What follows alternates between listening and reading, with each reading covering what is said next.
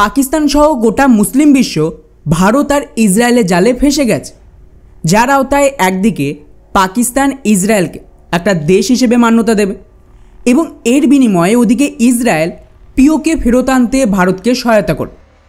তবে সবচেয়ে মজাদার ব্যাপার, এই পুরো প্রসেসে গোটা মিডল ইস্ট আর ভারতীয় সাবকন্টিনেন্টে যে জেহাদ মাথাচাড়া দিয়ে উঠেছে তাকেও সম্পূর্ণ গোড়া থেকে উপড়ে ফেলা হবে, যেটা ইসরায়েলের অ্যাম্বাসেডার অফিসিয়ালি ভারতে দাঁড়িয়ে সাফ জানিয়ে দিয়েছে। আর এই পুরো অপারেশনে সৌদি আরব থেকে শুরু করে গোটা মুসলিম বিশ্ব, মেনলি আরব বিশ্ব, ভারত আর ইসরায়েলকে না কেবল সাপোর্ট দেবে বরং বিলিয়ন্স অফ ডলারের ফান্ডিং দিতেও রাজি। এখন স্বাভাবিকভাবেই প্রশ্ন উঠছে যে এটা কী করে সম্ভব?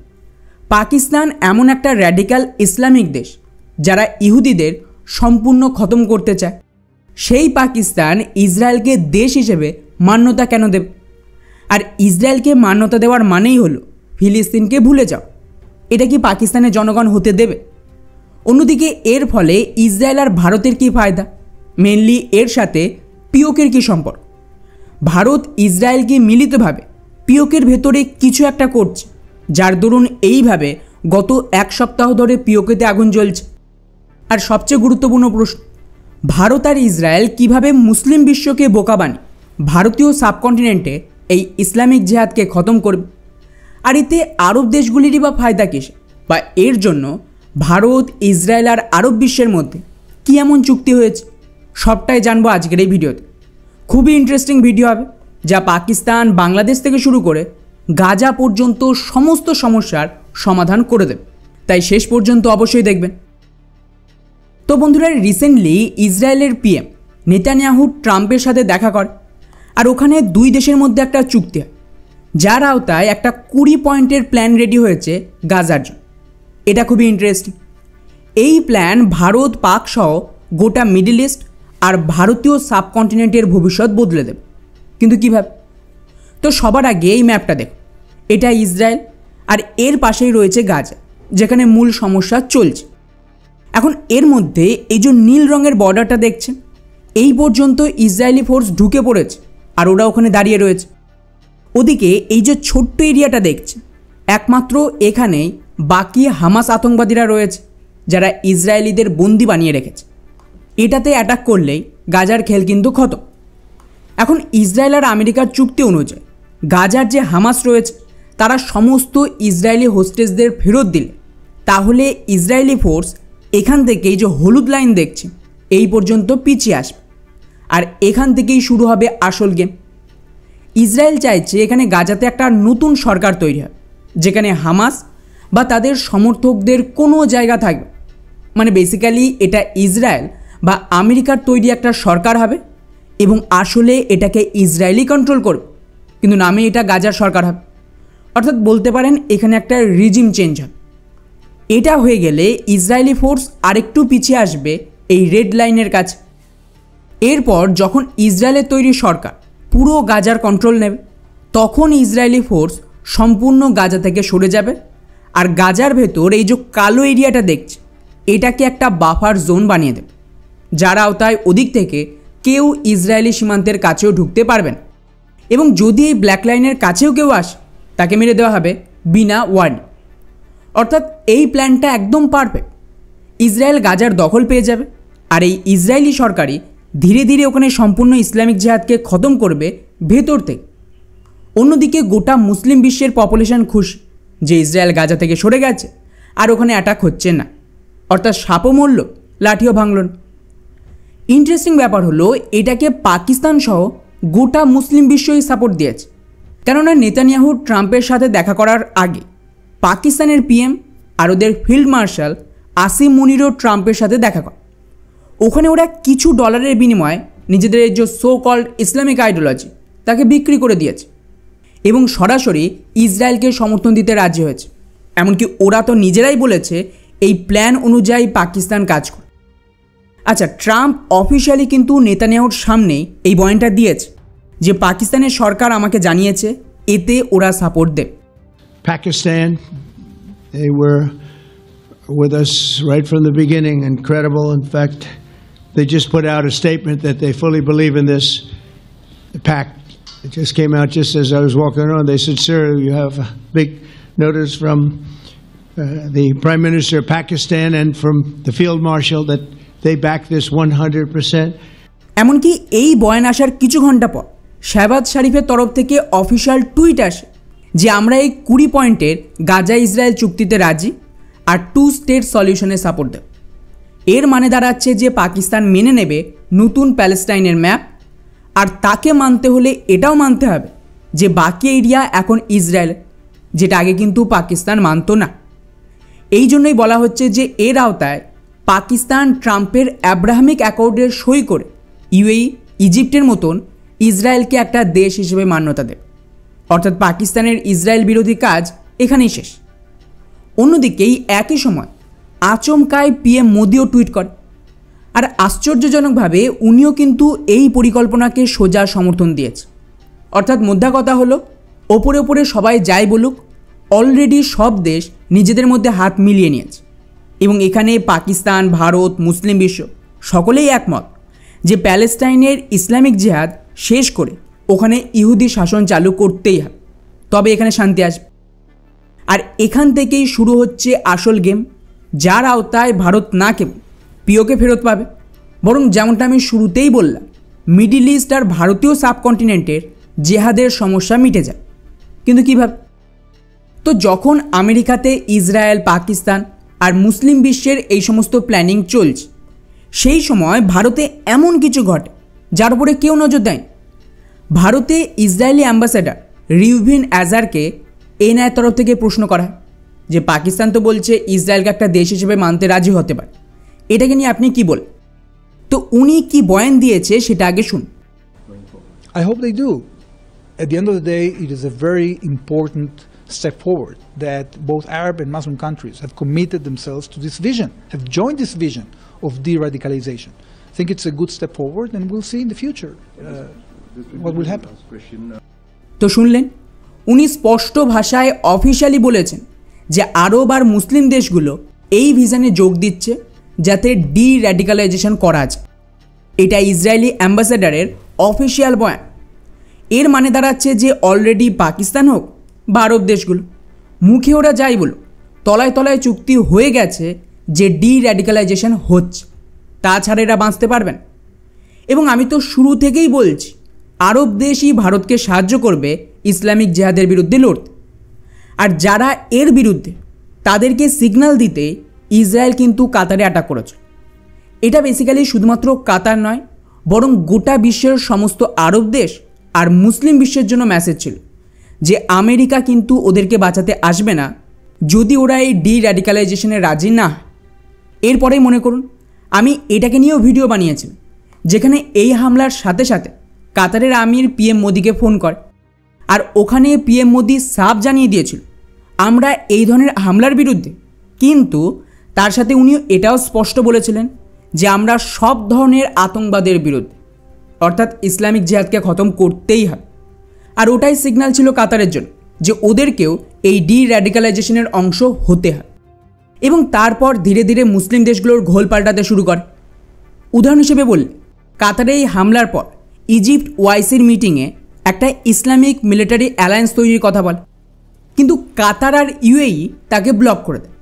মানে ওরা নিজেদের শিক্ষা পেয়ে গেছে যে ডি-র্যাডিকালাইজেশন ছাড়া উপায় নেই, এই ইসলামিক র্যাডিক্যাল যে আইডিওলজি তাকে আর বেশি দূর এগিয়ে নিয়ে যাওয়া সম্ভব নয়।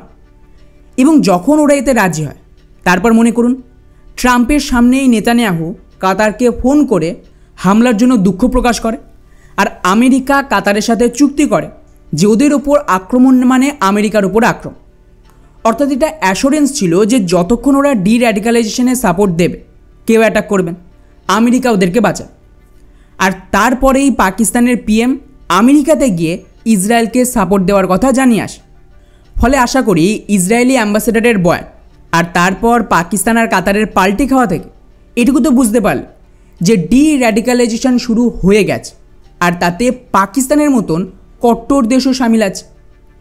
এখন প্রশ্ন হলো যে এর থেকে ভারতের ফায়দা কোথায় বা পিওকে ফেরত আসবে কীভাবে? ওয়েল, খুব মন দিয়ে শুনুন। এটা তো আপনারা জানেন যে পাকিস্তানের জনগণ সম্পূর্ণ আতঙ্কবাদী মতবাদে। এমন অবস্থায় যদি ইসরায়েল বা আমেরিকার পরিকল্পনা অনুযায়ী গাজাতে অ্যাকশান নেওয়া হয়, তাহলে পাকিস্তানকে ইসরায়েলকে মান্যতা দিতেই হবে। এমনটা করলে পাকিস্তানের ভেতরে কি আগুন জ্বলবে আপনি কল্পনাও করতে পারছেন। এটা একটা গুরুত্বপূর্ণ পদক্ষেপ হবে পাকিস্তানের ভেতর সিভিল ওয়ার টাইপের সিচুয়েশনের জন্য। এর ফলে পাকিস্তানের ভেতর যে সমস্ত ইসলামিক লিডাররা রয়েছে, মানে র্যাডিক্যাল লিডারশিপ, তা সে মৌলানা থেকে শুরু করে বিভিন্ন মসজিদ বা মাদ্রাসা, এমনকি টেরর অর্গানাইজেশন, তারা রাস্তায় নামে। আর পাকিস্তানের সেনাবাহিনী তো এতে পারদর্শী, কীভাবে নিজেদের জনগণকে মারতে হয়। আর যদি ওরা এই ধরনের কিছু করে, তাতে না আমেরিকা বিরোধ করবে, না ভারতের কোনো সমস্যা, বরং সকলেই সাপোর্ট দেবে। আর যেমনটা আমি বললাম যে মুসলিম বিশ্ব ডি র্যাডিক্যালাইজেশনে রাজি হয়েছে, যেটা ইসরায়েলের অ্যাম্বাসেডার সরাসরি বলছে। তো এই যে ডি র্যাডিক্যালাইজেশন হবে, এটা আরব বিশ্ব থেকে শুরু হবে, আর এর ফান্ডও ওরাই দেবে। আর এটা পাকিস্তানের ভেতর হবে, ভারতের ভেতর হবে, বাংলাদেশের ভেতর হবে, অর্থাৎ মিডল ইস্ট থেকে শুরু করে গোটা ভারতীয় সাবকন্টিনেন্টে হবে। এর একটা উদাহরণ দিই। উদাহরণ হিসেবে ইউএই, সৌদি অলরেডি জানেন ইসলামিক নিয়ম ছেড়ে সেকুলারিজমের দিকে যাচ্ছে। যেমন সৌদির ভেতরে সমস্ত ইসলামিক নিয়মকে পাল্টে দেওয়া হচ্ছে। ইউএইতে তো মন্দির তৈরি হচ্ছে। ভারত থেকে হিন্দু, জৈন এই জাতীয় সাধু সন্ন্যাসীদের নিয়ে গিয়ে তাদের বিভিন্ন জলসা করানো হচ্ছে। এই সবই কিন্তু ডি র্যাডিক্যালাইজেশনের অংশ। আর এই জন্যই পিএম মোদি 3টে লিডারকে নিজের ভাই বলে, যেটা আমি আগেও এক্সপ্লেন করেছি বহুবার। UAE president MBZ, Saudi prince MBS, আর রিসেন্টলি গত বছরে কাতারের আমির এতে অ্যাড হয়। এবং ভাইয়ের মানে হলো ফ্যামিলি মেম্বার। কারণ এরা প্রত্যেকেই ভারতীয় সাবকন্টিনেন্ট 1970 সাল থেকে ডলারের জন্য তেল বিক্রি করে যে মুনাফা হতো, তার আওতায় ফান্ডিং করে, আর পুরো রিজিয়নে একটা নেটওয়ার্ক তৈরি করেছিল, যাতে ধীরে ধীরে এটাকে ইসলামিক রিজিয়নে কনভার্ট করা যায়। এতে ভারতের মধ্যে কিন্তু বলিউড থেকে শুরু করে পলিটিক্যাল পার্টি, এডুকেশন সিস্টেম সব সামিল আছে, এমনকি জুডিশিয়াল সিস্টেমও রয়েছে। তাই কারোর সাহস হয়নি পিওকেতে কিছু করার বা আতঙ্কবাদের বিরুদ্ধে কোনো অ্যাকশন নেওয়ার, অথবা ভারতের যে সমস্ত জিহাদি কার্যক্রম চলছে তাকে ঠেকান। তো স্বাভাবিকভাবে এত বছর ধরে যে কেওয়াসটা এরা তৈরি করেছে, তাকে শেষ করা সহজ নয়। একে খতম করতে হলে সেম নেটওয়ার্কের মাধ্যমে উল্টো ফান্ডিং করতে হয়। সহজ ভাষায় বললে এর একটা উদাহরণ দিই। বলিউড এই ইসলামিক র্যাডিক্যালাইজেশনকে ছড়াতে আর সনাতনকে ডাউনগ্রেড করতে বা পাকিস্তানকে প্রমোট করতে গুরুত্বপূর্ণ ভূমিকা পালন করেছিল, যার আওতায় 1971 সাল থেকে সেলিম জাভেদের স্ক্রিপ্টের মাধ্যমে এই অ্যাকশান শুরু হয়। আর তারপর ধীরে ধীরে 3 খান মানে সালমান, শাহরুখ আর আমির খান মুভির মাধ্যমে এগুলিকে প্রমোট করে একটা লার্জ পপুলেশন। কিন্তু যদি গত 2 বছরে এদের প্রত্যেকের বয়ান বা অ্যাটিটিউড দেখেন, আমির খান হাতে রুদ্রাক্ষ পরে জ্ঞান দিচ্ছে, পুজো দিচ্ছে এবং এই ধরনের প্রচার করছে যে সনাতন ধর্ম কিভাবে জীবনের গুরুত্বপূর্ণ অংশ।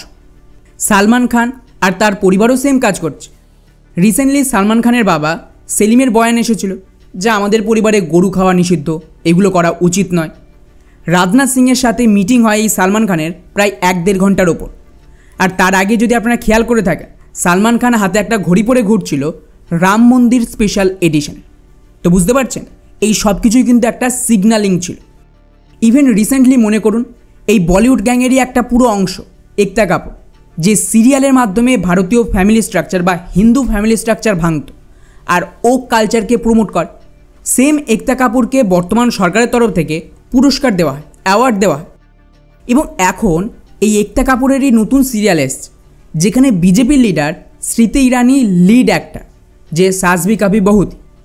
ওখানে খেয়াল করবেন একদম পুরো উল্টো সিচুয়েশন দেখানো হচ্ছে। মানে কীভাবে এই যে ফেমিনিজমের মাধ্যমে পুরুষদের ফেক কেসে ফাঁসানো হচ্ছে তার বিরুদ্ধে কথা বলছে, কিভাবে ফ্যামিলি স্ট্রাকচার ভাঙা হচ্ছে তার বিরুদ্ধে কথা বলছে। অর্থাৎ এই সেম একতা কাপুর এখন রিভার্স সিরিয়াল বানাচ্ছে নিজেরই করা অপকর্মকে ঠিক করতে। তো এইভাবেই ধীরে ধীরে প্রত্যেকটা সেক্টরকে রিভার্স করানো হচ্ছে সেম নেটওয়ার্ক আর সেম ব্যক্তিদের মাধ্যমে। অন্যদিকে পাকিস্তানের ক্ষেত্রে যদি দেখেন, যেমনটা আমি গত ভিডিওতেও বলেছিলাম, সৌদির সাথে ডিফেন্স চুক্তির মাধ্যমে নিউক্লিয়ার সরানো থেকে শুরু করে পাকিস্তানের আর্মিকে ওটা ব্যবহার করবে ইয়ামেন, যাতে ভারত সহজেই পিওকে ফেরত পায় বিনা লস। অর্থাৎ যে সৌদি পাকিস্তান তৈরিতে সাহায্য করেছিল, সেম সৌদি এখন পাকিস্তানের ব্যান্ড বাজাচ্ছে।